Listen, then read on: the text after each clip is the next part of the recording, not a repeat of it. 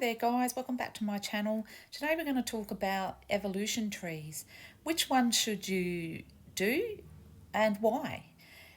Because when you first start this game, you just kind of, and probably the biggest mistake that I made was I just went willy-nilly and I just did anything and everything. But I actually think there's a systematic way of doing them.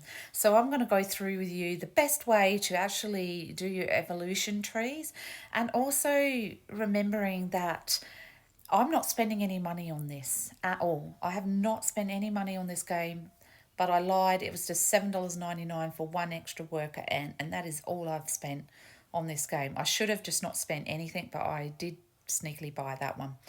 But evolution tree. So first of all, when we talk about evolution tree, we're talking about enhancing the ants that you have. So it's actually making them stronger. And specifically, we're talking also about the hill itself, making your colony and your hill stronger. So there's different evolutions for different components of this game. So first of all, I'm just going to go down to the evolution fungi or fungi, whatever you want to call it, really doesn't matter. And this here is where all the fun happens. So when I click onto that, you can upgrade it, which I probably will do anyway, so I'm going to upgrade that anyway. The other thing is you click on the evolution button and this little picture comes up. And you've got all of these different things that you need to do. So as I said, when I first got on, I just had no idea what on earth should I do. So I made some very grievous errors and probably put a lot more diamonds and did a lot more stupid things with this than I should have. Also remembering that whenever you do the evolution tree or anything to do with it, you want to try and match it with events. So when I go over to the strongest war zone event clicking button, not that one specifically, oops, silly me. You want to go to colony action, and I don't think it's on today, but when you go to colony action and you click on that just up here, there's a little calendar. You can see what's happening on that day. So if you're going to be doing anything, you can see here it says evolution power. So that means that any time you evolve something, you can get some points. And that's really what you want to do. So you want to coincide it with what is actually happening at that particular time in colony action. So this specific one at the moment is not matching it. This one's for soldier ants. So if you were hatching soldier ants, you're going to match it with this and you'll get more rewards. So there's that, but at the moment I just want to discuss it. So each one of these things will do different things.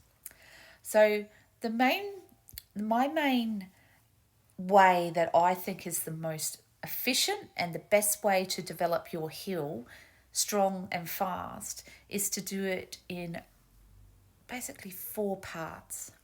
So the first part is this one up here. So that first line where you got rapid product, hill develop and basic combat, that is your first line that you really need to max out. It's pretty easy to do and it's pretty cheap on resources as well. And as I've said before, when we're looking at like your soldiers and your march units, at the moment, while your farm's quite small, they're only really useful for gathering and collecting your critters from outside. So you're not really concentrating so much on using them for raiding and wars and whatever else. You just want to get as much resources as you can, because everything starts to get super expensive in resources, and that's the biggest mistake I made, was wasting my time not getting enough resources, because now that I'm up in the higher levels I keep running out, and really if you sort yourself out in the early days that won't happen. So I've maxed out the first one, so this has given you some extra time or extra resources. So this one here is rapid production. This just means I can get the plant instantly from successful rapid. And you've got rapid cutting, rapid digging, rapid piling, and then you can go to efficient rapid butchering, etc., etc. So that's my rapid product. And then we've got hill develop, and this one here will just give me more of that product. So you really want to get these all maxed out because you're going to get more RSS and you really need it. basic combat is fine to do because it's just basic. I think that first 3 lines, just do them, max them out. As you can see on mine, I'm still at basic combat. I've maxed my guardian out and mutation one, so I'm just going to do this one here. And that's going to take 4 hours. So, I mean, they do take a little bit of time, but at the end of the day, you want to max this out. So this I would call 1. Step 1, finish that first line. Step 2 is pro unit and a march unit. Oh, I don't know why it's doing that, but anyway.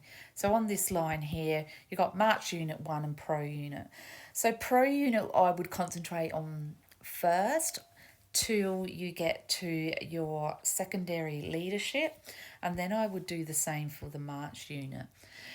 And then after that, I would just concentrate on your pro unit first and then do your march unit. But get them both up to your secondary leadership.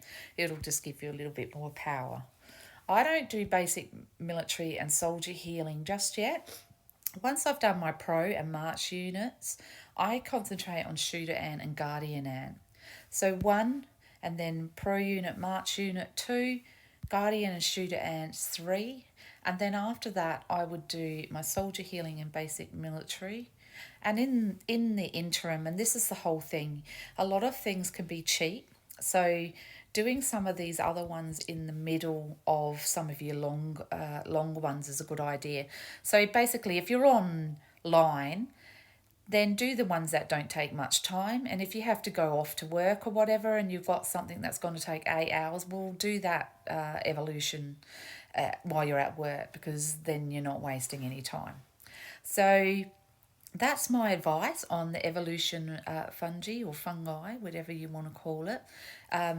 1, and then your pro unit, march unit 2, guardian ant, shooter ant 3, and then 4 will be basically your soldier healing, basic military, carrier, zone development, and zone fight. And you do get some more trees as you upgrade as well. But that's how I would play it.